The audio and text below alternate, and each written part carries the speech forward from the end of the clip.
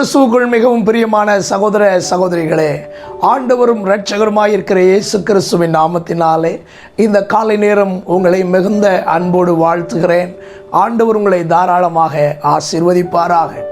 இந்த காலை நேரம் நம்முடைய தியானத்திற்காய் ஆண்டுடைய வேதத்திலிருந்து ஒரு வசனத்தை வாசிக்க கேட்போமா?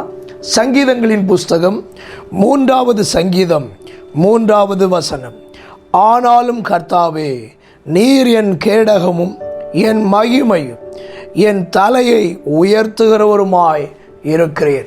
பிரியமான தேவனுடைய பிள்ளைகளே, தாவீது ராஜா ஆண்டவரை பார்த்து சொன்னது போல இந்த காலை நேரம் நாமும் சொல்ல போகிறோம். ஆண்டவர் என்னுடையதான கேடகமாயிருக்கிறார், ஆண்டவர் என்னுடைய மகிமையாயிருக்கிறார், ஆண்டவர் என் தலையை உயர்த்துகிறவராயிருக்கிறார்.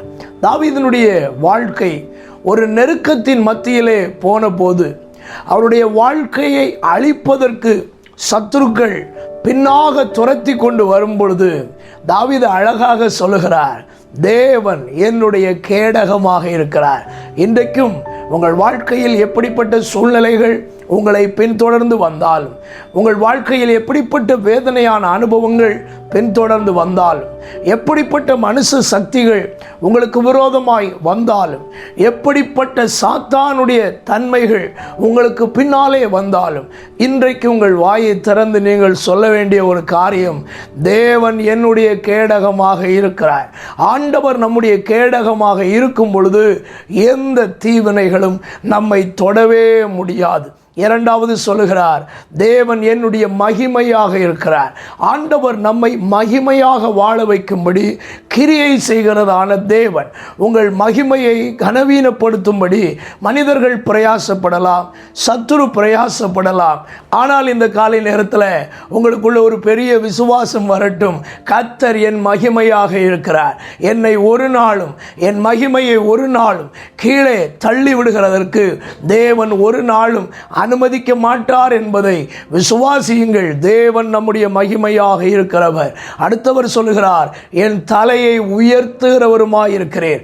ஆண்டவரை ஒரு மனிதன் உண்மையாய் பற்றி கொண்டால், ஆண்டவரை ஒரு மனிதன் உண்மையாய் ஆராதித்தால், அந்த மனிதனுடைய தலையை ஆண்டவர் உயர்த்துவார்.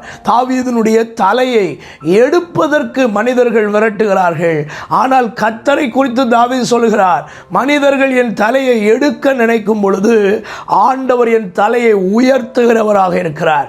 இந்த காலை நேரத்திலேயும் சத்துருக்களையும் மனிதர்களையும் குறித்து நீங்கள் கவலைப்படாதிருங்கள். தாவீதின் தேவன் இந்த காலை நேரமும் நம்முடைய தேவனாக இருக்கிறார். தாவீதின் தலையை உயர்த்தினவர் நம்முடைய தலையை உயர்த்துகிறதுக்கு வல்லவராக இருக்கிறார். தாவீதுக்கு மகிமையாக இருந்த தேவன் நமக்கும் மகிமையாக இருப்பார். தாவீதுக்கு கேடகமாக இருந்த தேவன் நமக்கும் கேடகமாக இருப்பார். இந்த காலை நேரம் அந்த கர்த்தரை நம்புவோம், ஆசீர்வாதமாய் வாழ்வோம். கர்த்தர் நம்மை கனப்படுத்துவாராக. ஜெபிப்போமா? எங்களுக்கு கேடகமாக, மகிமையாக, எங்கள் தலையை உயர்த்துகிற தேவனாக இருக்கின்ற எங்கள் நல்ல தகப்பனே, இந்த காலை நேரத்தில் எங்களை உம்முடைய சமூகத்தில் தருகிறோம்.